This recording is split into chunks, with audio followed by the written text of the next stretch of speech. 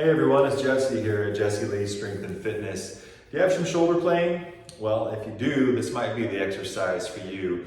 A lot of times people will have issues after bench pressing or overhead pressing, or maybe even they say they slept on it weird in the night.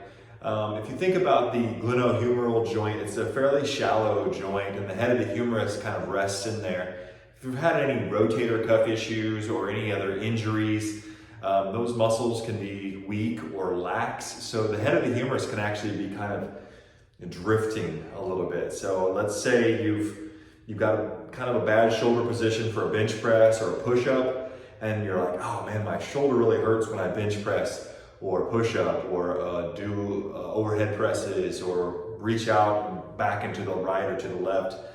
And typically, it can be something like just bad position of the head of the humerus. So this is a joint centration exercise. Really, before we add load, we just want to make sure that our joint is in a great position and it's stable. So that's why I typically like to just make sure if I'm going to do some bench pressing or some push-ups or something like that, and if I do have shoulder pain or if I have any nagging injuries prior to, we just need to make sure that we get things kind of in the proper position and then add load. Okay, hope that makes sense to you. So this is called banded joint centration of the glenohumeral joint. So tie off a band. Basically what you want to do is about, your height as far as where your shoulder joint is. Let's say I'm going to go ahead and do a treatment here on my right shoulder.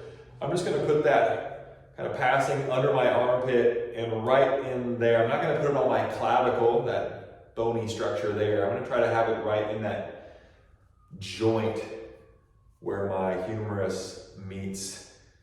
Okay? And then I want to basically walk in and add a little bit of tension. I'd like to lean into it a little bit and brace my abs. And then I'm going to reach out like I'm going to shake someone's hand. Okay? We're going to do some scapular movements here. We're going to reach through the scapula. My arm is going to stay stiff and long. So my scapula is going to glide. We're going to protract and retract. Protract and retract. You want to feel the scapula glide on your rib cage. Back and through. Try not to shrug this.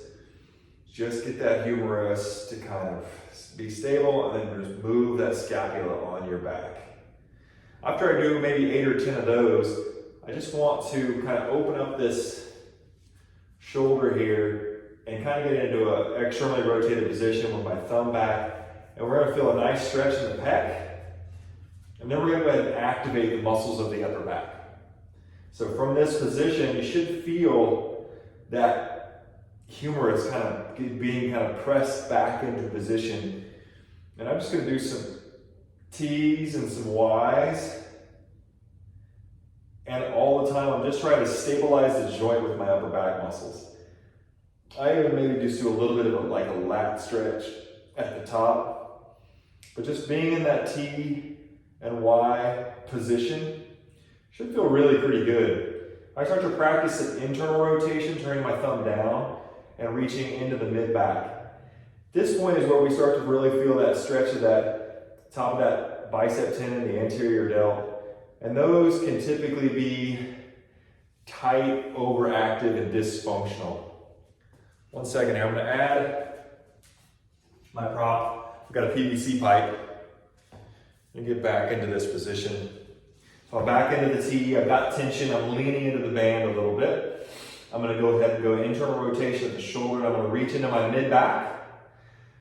Right there, kind of like where the T-spine is on the lower back. And then I'm just going to drop this in behind me here. Maybe. Okay, so now I'm going to grab that with a nice long wrist. Don't compensate at the wrist.